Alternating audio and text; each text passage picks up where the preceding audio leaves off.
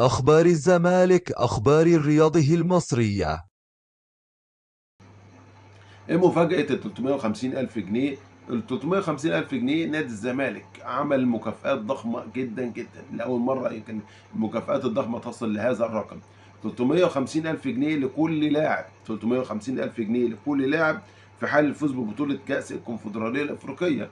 لأن أنت لو بصيت 350 ألف لكل لاعب، الزمالك لو ربنا وفقه في ظل المباراة هياخد له حوالي 4 مليون دولار، 4 مليون دولار في حالة الفوز على اتحاد الجزائر.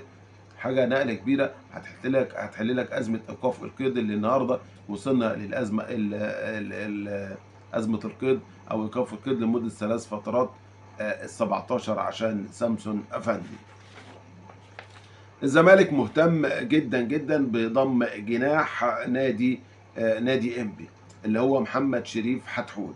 محمد شريف حتحوت من اللعيبه المهاريه جدا جدا، عنده حوالي 26 سنه، بقى سنه 27 سنه، لعيب كويس جدا جدا، مواليد 99. اللاعب جدد عقده، كان مجدد عقده لمده 3 سنوات مع نادي انبي. بيلعب جناح هجومي ناحيه اليمين، لاعب مهاري جدا جدا، كلنا بنتفرج على انبي وشفناه من اللعيبه المميزه. فده من ضمن وانا كنت طلبت ان نادي الزمالك لازم يجيب جناح كمان مع خوان بزيرة، لو قعد وفضل موجود الموسم القادم يفضل موجود ان شاء الله باذن الله. فالزمالك مهتم بمحمد شريف حتحوت.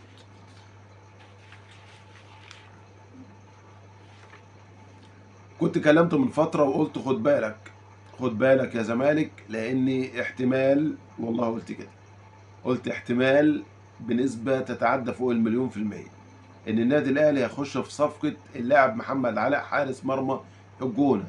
وقلت يا زمالك خد بالك، الموضوع مش هيعدي مرار الكرام.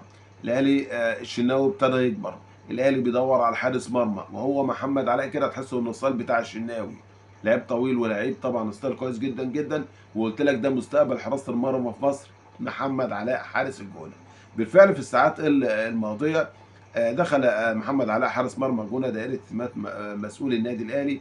وبتشير التقارير الوارده ان الاهلي يتابع الحارس عن قرب في الفتره الماضيه بعد المستوى المتميز وانضمامه الى منتخب مصر. برضو ده لفت الانظار بوجوده في منتخب مصر. اعتقد النادي الاهلي بملايينه هيصعب الامور كتير جدا جدا على نادي الزمالك. هنشوف هل اللاعب هيفضل متمسك بنادي الزمالك ولا لا. ده محمد علاء حارس مرمى نادي الجونه.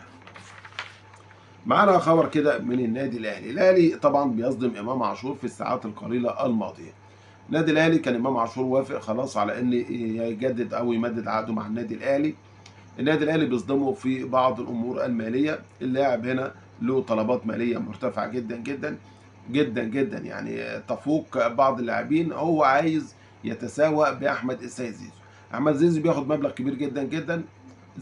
امام شايف ان هو افضل منه، احسن منه. وكان له طبعا في كلام قبل كده اتقال ان هو قال ان انا احسن من اي حد، وان انا مفيد للفريق اكتر من اي حد، فما ينفعش حد ياخد اكتر مني.